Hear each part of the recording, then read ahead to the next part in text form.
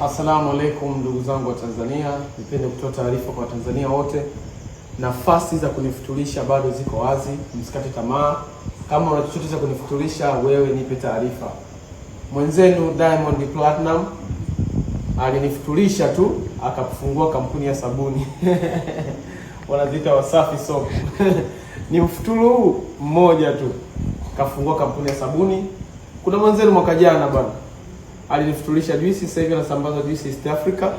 Ni kunipa tu juisi, kikombe kimoja cha juisi. Sasa imagine leo hii labda hujaamua kunifutulisha, ukaamua kunipa hela yangu ya kufuturu. Ni hela gani tazimiliki baada ya kunipa hela yangu ya kufuturu? Hivyo basi nafasi bado zipo chache. Tuma na message, niite kokote nitakuja. Usafiri on me. Kuhusu mambo ya dua msijali, najua vizuri.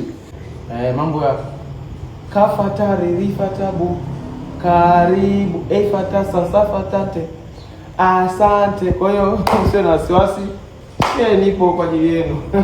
Shie mbeba thawabu thawabu zote on me. Jamani, msikate tamani, alikeni jamani. Sasa hivi hapa napoenda nimealikwa.